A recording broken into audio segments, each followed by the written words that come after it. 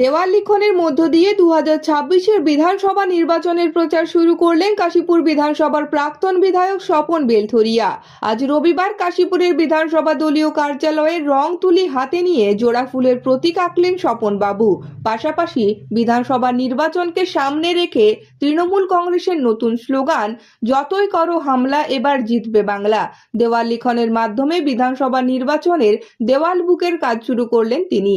স্বপন বাবু জানান, সামনে বিধানসভা নির্বাচন, তার আগে সকল কর্মীদেরকে একজোট হয়ে এই নির্বাচন লড়তে হবে।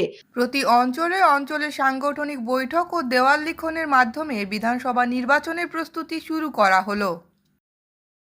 তৃণমূলের দেওয়াল লিখন শুরু হয়ে গেছে, আজ আপনি শুরু করলেন, কি বলবেন? দেওয়াল লিখন তো আমাদের শুরু হয়েছে রাজ্যের নির্দেশে, সারা পশ্চিমবাংলার সাথে সাথে আমাদের কাশীপুর অ্যাসেম্বলিতেও দেওয়াল লেখা শুরু হয়েছে।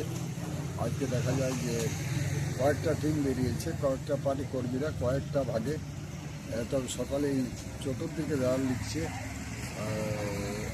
দেওয়াল লিখন তো একটা আমাদের নির্বাচনের একটা অঙ্গ, কিন্তু এই যে দেখা যায় যে বিজেপি যেখানে সেখানে লাভঝাপ দিয়ে বলছে দু চারজন নেতৃত্ব, সংগঠনে আদৌ কোথাও কিছু নেই। এত আমাদের রাজ্যের থেকে দিয়েছেন যে, বা আমরাও লিখছি যে যতই এটা আছে যতই করো হামলা, রাস্তায় নেমেই আছি 12 মাস। তৃণমূল কংগ্রেসের তো 12 মাস মানুষের সাথে থাকে, তারই সাথে সাথে এই সময়টা আরও আমাদের গভীরভাবে সমস্ত কর্মী সহকর্মীদের নিয়ে আমাদেরকে কাজ করতে হবে। দেখা যাচ্ছে আপনাদের আগে ভাগে প্রায় দেয়াল বুক প্রায় হয়ে গেছে বললেই চলে, সেখানে বাকিরা দেয়াল বুক তো আমাদের প্রায় 15 দিন আগে থেকে শুরু হয়েছে। এই যে এইসব কথা যেগুলো আমাদের লেখার, সেগুলো লেখা ছিল না। সেই দেয়াল বুকের সাথে সাথে ওই দেয়ালগুলোতে চুনকাম করে সেই দেয়ালগুলো প্রতিটি বুথে 5 থেকে 7টি করে এইভাবে ওয়েলিং করতে হচ্ছে। কয়েকদিন পরে পুরুলিয়ায় অভিষেক ব্যানার্জি আসছেন, তার আগে কি দলের এই প্রস্তুতি? না, অভিষেক বন্দ্যোপাধ্যায় তো আসছেন, আমাদের সারা ভারত তৃণমূল কংগ্রেসের রাজ্য সারা ভারত সম্পাদক। অবশ্যই আমরা আগাম জানি, আমাদের এখনও জায়গা ঠিক হয়নি। তিনি রঘুনাথপুরে আসছেন না তিনি সামনাসামনি কোন জায়গায় আসছেন। আমরা মোটামুটি বাসও ধরা শুরু করে দিয়েছি আমাদের কর্মীদের উৎসাহের উপরে। তো সেটা আমরা তড়িঘড়ি জানলে আরও ভালো হয়। ব্যাপক হারে মানুষ উৎসাহিত আছেন তা ওনার সভাতে যাওয়ার জন্য।